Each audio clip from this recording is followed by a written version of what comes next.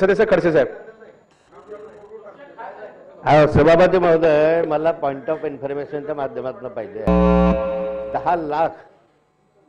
10 लाखाच्या वर प्रकल्पग्रस्त या राज्यामध्ये आहे आणि त्या साऱ्या मतदारसंघांमध्ये लक्षवेधी क्रमांक 1 लक्षवेधी क्रमांक 1 प्रकल्पग्रस्तांचे वितरित केल्याप्रमाणे शेवटी खडसे साहेबांना मान्य मुख्यमंत्रीच पाहिजे होते. त्याच माननीय मुख्यमंत्री आले म्हणजे काहीतरी न्याय मिळू शकेल. थोडा 5 मिनिट 2 मिनिट वेळ द्या, कारण महत्वाचा प्रश्न आहे. मुख्यमंत्री महोदय, या राज्यामध्ये प्रकल्पग्रस्तांची संख्या ही जवळपास 11-11.5 लाख आहे आणि प्रोजेक्ट अफेक्टेड पर्सन म्हणजे जे काही आपले एनरॉन सारखे प्रकल्प असतील, विद्युत प्रकल्प असतील, हे प्रकल्प असतील, त्यांची संख्या 1.5 लाखाच्या वर आहे. म्हणजे सर्वसाधारणपणे 13 लाख प्रकल्पग्रस्त या राज्यामध्ये आहे. धरणाखाली जमीन जातं, घर जातं, गावाचे गावं बुडतात. मुख्यमंत्री पण धरणग्रस्त आहे. गावाचे गावं बुडतात आणि या ठिकाणी आपण त्या लोकांना नोकरीसाठी, त्या मुलांना नोकरीसाठी 5% आरक्षण आपण पूर्वी ठेवलं होतं. 5% मध्ये नंतर भूकंपग्रस्तांसाठी 2% आरक्षण काढून टाकलं. आता परत 5% वर आलं. पण मधल्या कालखंडामध्ये म्हणजे जोपर्यंत 2000 सालापर्यंत जे प्रोजेक्ट अफेक्टेड होते त्या प्रकल्पग्रस्तांना सरळ सेवेनं आपण घेत होतो. जिल्हाधिकारी कार्यालयामध्ये त्यांनी नोंद करावी, त्याप्रमाणे अनुकंपाची जशी यादी असते त्याप्रमाणे त्यांनी यादी करावी.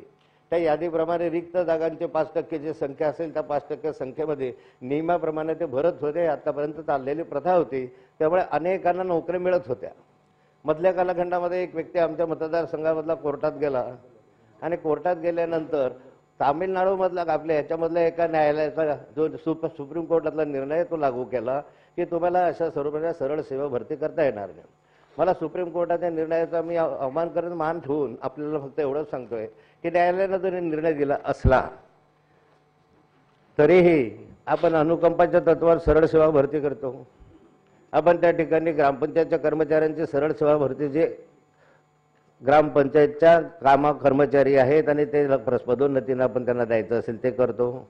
स्वातंत्र्य सैनिकांची सरळ सेवा भरती या ठिकाणी करतो. अनेकांचे सरळ सेवक ज्यांचा तर जीवन मरणाचा प्रश्न आहे, आपल्यासाठी त्यांनी त्याग केलाय. शेकडो धरणग्रस्त आज घरदार ठेवून उद्ध्वस्त झाले, उत्पन्नाचे साधनं गेले.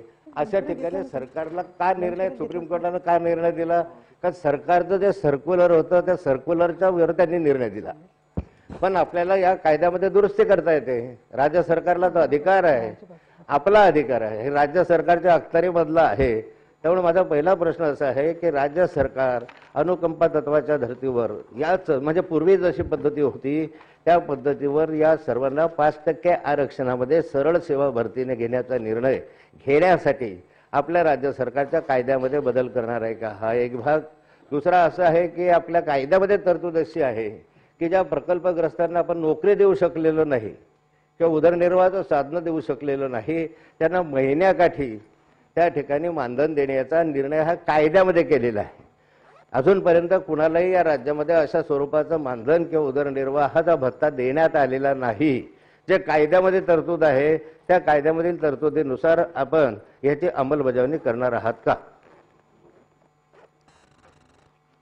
सभापती महोदय,